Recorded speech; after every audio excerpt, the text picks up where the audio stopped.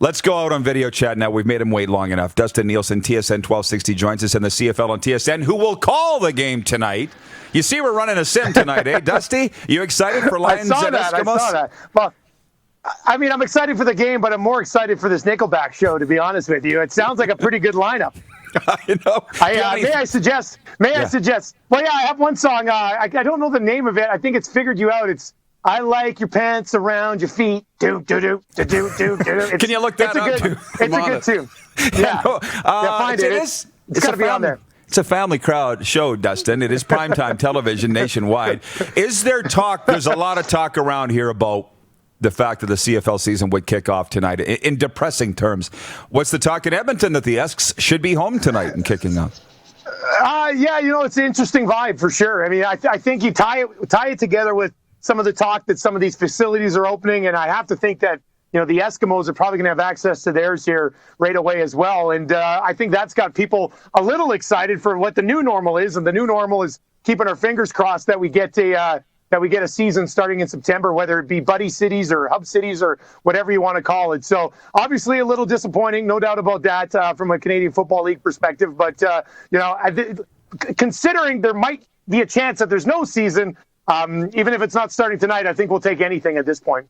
Right, and I guess that includes simulation. But let me ask you this. Let's just pretend for a second that they are playing and there's no COVID. You're pretty good at this because you've been running your drafts and doing all this, your brackets and everything. Mike Riley's return, does it have the chutzpah that it had last year, do you think? It'll be interesting. I mean, Mike Riley was always loved here, so I think there'd obviously be some buzz, no doubt about it. And he's such a good guy. Obviously, he's been out in the media doing some stuff with TSN and things along those lines. But people love Mike Riley here, so I think overall they'd just be excited to get another look at him. So it's a little different than the Chris Jones returning with Saskatchewan, is what you're telling me. Slightly different than that for sure. I mean, when two things with Mike Riley. When Mike Riley left, I think a lot of people were like, good for Mike Riley, go try to win something somewhere else. And then at the same time, they brought in Trevor Harris, so they weren't left high and dry at the quarterback position. So I think a lot of people were pretty happy that they managed to actually have a plan in place at the quarterback position.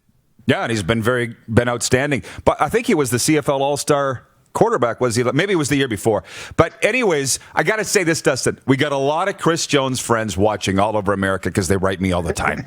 And just because there's not a lot of football talk, they love the CFL, right? That's why they watch the show every day. What is Chris's legacy in Edmonton? I think it was their 13th Grey Cup was won by him. Where does that rate? And, what's Chris Jones' legacy there? You know what? He was a winner. So I think that's probably, overlooked by a lot of people as far as, some of the ways that he, was short with the media and things along those lines. And maybe some of the ways, that he appeared in public. But the bottom line is he came here in a time that, the Eskimos were really looking for something to kind of get them going again. And he came in and, yeah, sure, maybe he didn't make a lot of friends along the way, but he put together a really good football team that ended up winning the Grey Cup in Winnipeg that year, and I was there covering that team, and I was in the dressing room after the game, and it was just a phenomenal experience to be around a winner, and he was able to deliver that, and then obviously people don't like the way that he left and that he took so many people with him and things along those lines. But in a city here where, yes, the Eskimos have been able to provide us with some winners, but the other main team in town hasn't done the job lately. I think people will always be grateful for somebody that can deliver a championship. So there's not a ton of hatred here for Chris Jones, although we did have some fun with it when he left, no doubt about that. Well, and by the way, I hope you don't mind going down this road, because what else are we going to talk about? And you talk about that Grey Cup in in Winnipeg. We all went to the keg that night. Remember, we all that big. You were there. Gregor was there. Yes. It was a fun time. And all those coaches that came to Saskatchewan that I've become so close with, they said, well, one of them said, if Jones and Ed Hervey could have got along, we'd have won 6 in a row. What's your take on that split?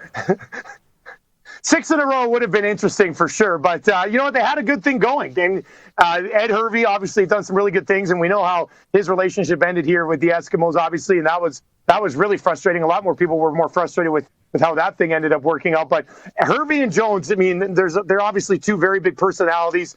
And, for the small time that they were able to work together to build something here, it, obviously worked out. I don't know if they would have won 6 in a row, but that was such a weird vibe around that Grey Cup because, I mean, you're sitting there post game, Chris Jones comes out to the media, and we're sitting there, and the first couple of questions were about his future with the Edmonton Eskimos, obviously, or lack thereof one.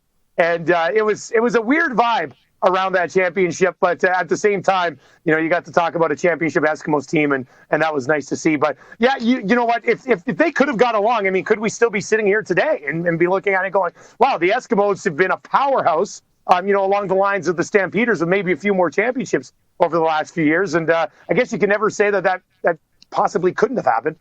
Everything happens for a reason. Dusty, we just got to sit and try and figure it out. Jeff, the Stamps fan, says, I wouldn't count out the Eskimos in 2020. John in Winnipeg says, Mike Riley is the best-dressed quarterback in the entire CFL. Oh. Nelson Hakowicz, our director of simulation, says the CFL sim line tonight, Lions by 2.5. Is that guy smoking something? The Eskimos are at home. I like the Eskimos to cover there, yeah. Of course. Paul, the Argos. Where can I put a sprinkle on that? I know. Paul in Toronto says, I'm not sure about the Lions' offensive line. Still, especially at tackle, I think Riley is running for his life again tonight. As do I. I mean, you're seeing, Dustin, that they are getting into this sim. Some people think it's the dumbest thing ever. Yes. Others really like it. And you saw that with your Oilers sim. Buddy. It warms my heart to hear you guys talk about this simulation, man, because when I first started doing the Oilers sim that we ended up having, I was a little hesitant on it because I was just like, man, I'm going to sit down and do play-by-play over simulation. And then I did it one time, and I was like, okay, I'm in. Like, let's fire this thing up. And it was great. And people came on board like crazy. You're seeing it right now with the CFL simulation. It's regularly, we wouldn't have this. But two things. One, we don't really have much else to talk about right now. And two, you guys are in, the hotbed of the Canadian Football League. So, of course, they're going to want any fix that they can get. And I'm glad that you guys are doing it. I think it's a great idea, and I hope you have a ton of fun with it. Well, I'll tell you what, we already are. And I'll tell you what, shout out to whoever needs to hear it. The people that are into it are young men. And that's the demographic that the CFL wants. So yes. Whoever needs to hear that, this is the best thing for the CFL. Tyler, our social media guy, what is his title? Social media what? Advisor? Sure. Director? He has a question for you. He says, Dustin recently got a really nice shout-out from Chris Cuthbert after he announced he was leaving. What has the last week or so been like for Dustin with all of that? Well, yeah, it's been interesting. I saw a few tweets about my possible future with, CFL and doing play-by-play and stuff. And all I've been told so far is that I'm in the mix for more games, which would be great. I think originally I was going to get a few more anyway this year, which would have been a nice bump after having a debut season last year and having things go pretty well. But the entire Chris Cuthbert thing, for starters, this was one of my broadcasting idols. The fact that he can do two sports, he can probably, in many sports, but football and hockey as well as he can do them. It's absolutely incredible. So I was on the email that he sent out to all the CFL and TSN staff where he's like, hey, I'm leaving. And that was like before the news come out that he was leaving. And I was just honored to be on the email. Like, this is Chris Cuthbert emailing everybody, and I'm a part of that. And then I emailed him back, and he emailed me back again. I said, hey, man, thanks for being a trailblazer, obviously, in the Canadian Football League. And he emailed back some really nice things. And then he said that he had a nice comment about me as well, which is, it was pretty exciting. I hope I'm a part of things moving forward on a significant level because it's a great league. And kind of like what you were mentioning, Roddy, and I'm in my 30s still.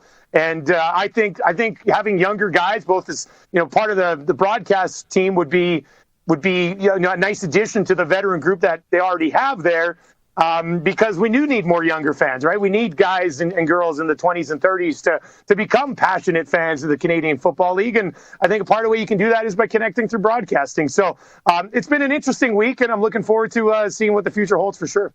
Good stuff. So to the Oilers, what about the news this morning? Were you still on the air when the news came down that July 10th training camps open? What's to be read with this? Yeah, it'll be interesting to see what ends up happening here because, we were still on the air. I think that news broke around, 9 or 9:30 here. And, people were fired up, obviously. July 10th, the training camps are going to open.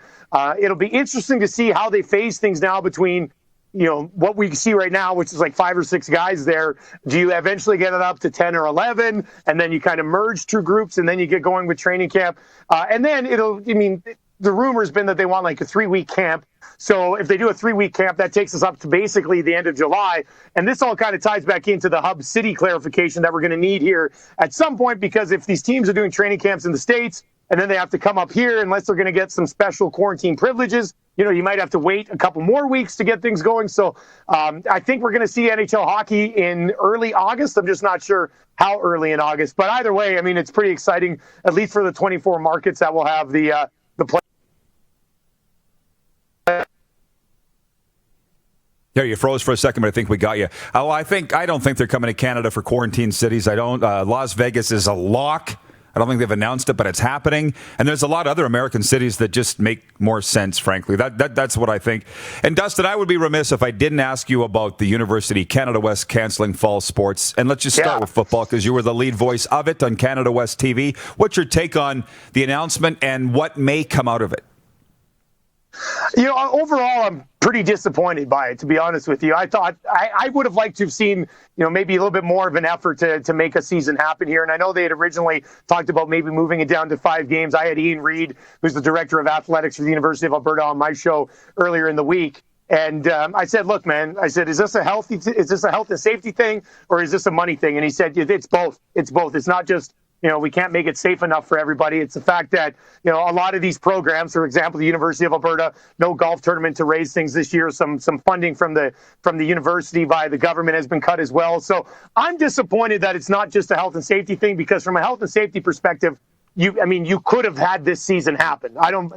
For a lot of these teams, and, maybe, football is a bad example, but for a lot of these programs that aren't going to be playing here in November, the fans coming really had nothing to do with the bottom line for them. So overall, from a university sports perspective, I'm pretty disappointed in it. If they can get some games going, I know you guys were talking about that a little bit. I think that would be great for these athletes.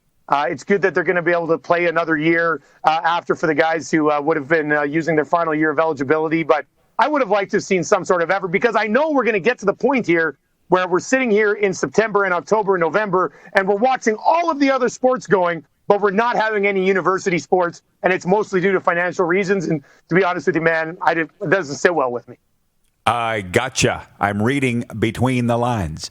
Dusty, have a good call tonight, virtually. Lions at Eskimos. Say hi to Al Stafford, my buddy Al Stafford, the PA announcer of the Eskimos, and Morley and Dave. And Halsey, of course, will be there singing after the third quarter. So, hey, thanks for the time, man, and stay safe.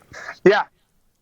And you guys say hi to Hustler when you have him on, because he's a good buddy of mine. He comes on my show quite a bit, and he's an absolute beauty. You bet. He's next. Thanks, Dusty.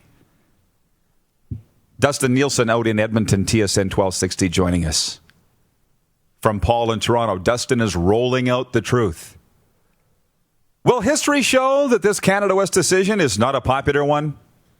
Of course. Because people are pissed about it. They're not too happy, no. But when it is on the financial side of it, it's not too early or too late, or it's not about the timing of the decision now. It's about the reasons behind the decision. And you're right, no dog's breakfast, no big golf tournament fundraisers. These are hundreds of thousands of dollars of fundraising for these programs. The programs aren't moneymakers, not like they are in the NCAA.